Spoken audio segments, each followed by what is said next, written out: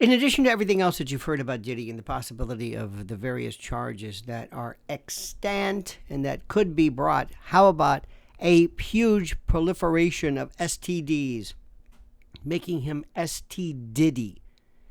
Now, the reason why I'm bringing this up is there are levels of news, stuff you read in the papers, stuff you read on TMZ, stuff you read in Daily Mail and all this, and then there are other things as well.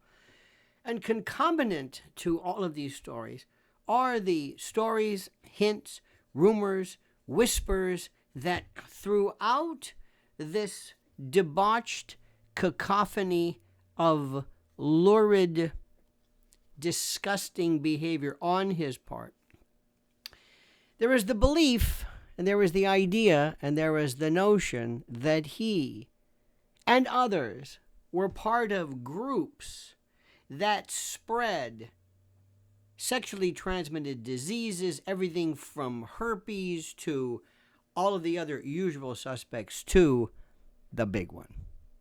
Now, why is this important?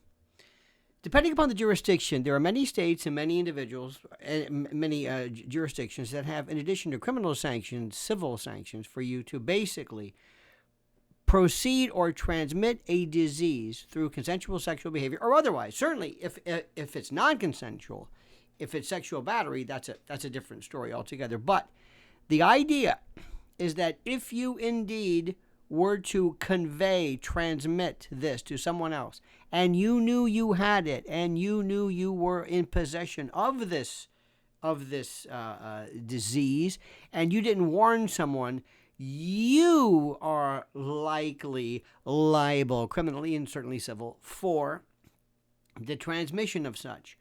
When you have parties, groups of people who aid and abet the particular type of behaviors where this activity is likely to occur, you look at the possibility of the notion of this expanding.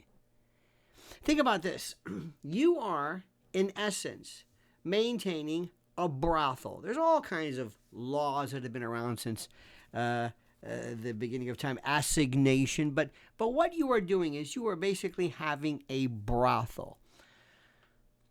When you do this, when you agree to house, hold, organize behaviors for the purpose of mass group sexual activity, aka orgies, and we saw this years ago in the case of swingers clubs. Oh yeah, years ago, swingers clubs, very interesting. In certain jurisdictions, there are adults who consent, believe it, this is very interesting, who consent to, these are married couples who consent to their spouses having extracurricular activities on the side.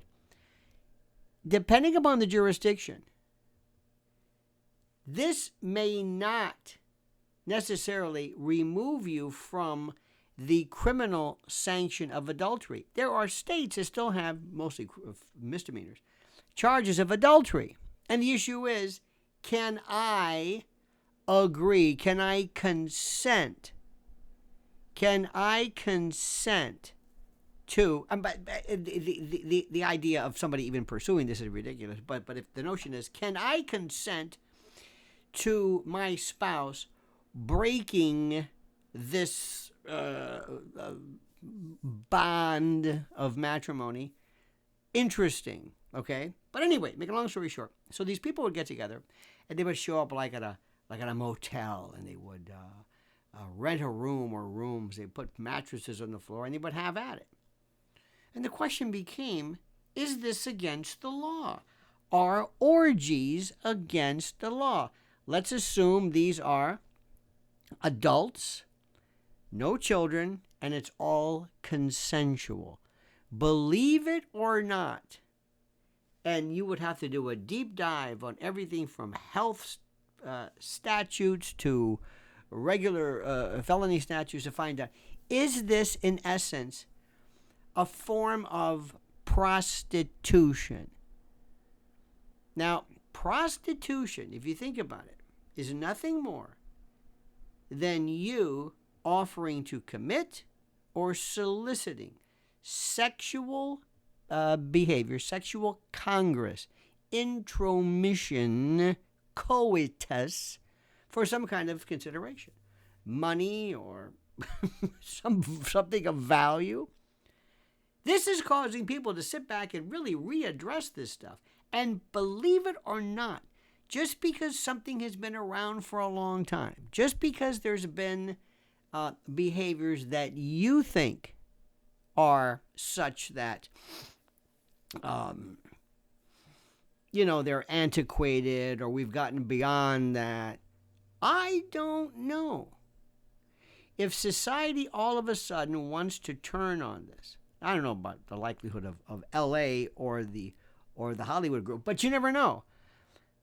If for no other reason, a civilization as ours that just went bananas over the possibility of virus transmission, where Karens went crazy when mask holes demanded that you step on adhesive stickers 6 feet across and demanded that you travel in a predetermined direction down a grocery store aisle lest they lose their minds.